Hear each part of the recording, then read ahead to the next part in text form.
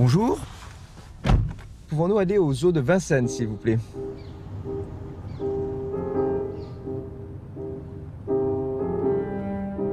Dans ce texte, on nous dit que finalement, la mort n'est pas une défaite. Alors, il me semble que c'est la grande promesse du christianisme. C'est ce qui nous a toujours attirés dans cette religion.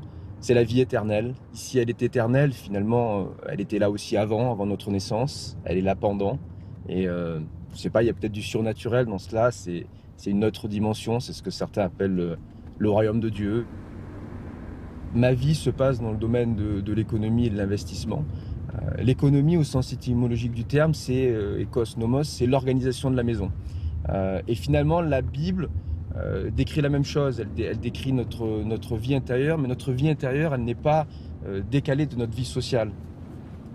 Si on a une vision de l'économie qui est purement froide, utilitariste ou mathématique, eh bien le lien il va pas se faire. Et on a beaucoup de gens qui sont dissociés parce qu'ils ont une appétence pour la vie spirituelle et puis ils n'arrivent pas à connecter cela finalement avec leur vie professionnelle. Ils finissent par être en quelque sorte divisés et puis ça les amène à des choix drastiques, rejeter leur profession et basculer complètement dans une forme de mysticisme déconnecté du réel. Beaucoup de nos concitoyens sont coupés de ces réalités-là religieuses. On voit qu'ils cherchent avec de nouveaux gourous, avec du développement personnel, avec même, ils aiment bien utiliser le terme « je suis spirituel mais pas religion ». Et en fait, tout cela est très positif, mais ils ne font souvent, sans s'en apercevoir, que retrouver les racines du christianisme. Parce que tout était déjà là, en fait, il y a plusieurs millénaires. C'est une forme de spirale qui revient, on ne fait que redécouvrir ces textes-là. Alors, dans le christianisme, mais aussi dans les autres religions, simplement, c'est un peu comme quand on parle plusieurs langues.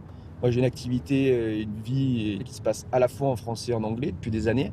Mais quand je rêve, je rêve en français. Et je crois que c'est la même chose avec les religions, les spiritualités. On peut s'ouvrir à toutes les religions, mais celle dont l'imagerie va le plus nous parler, c'est quand même celle où on a été éduqué.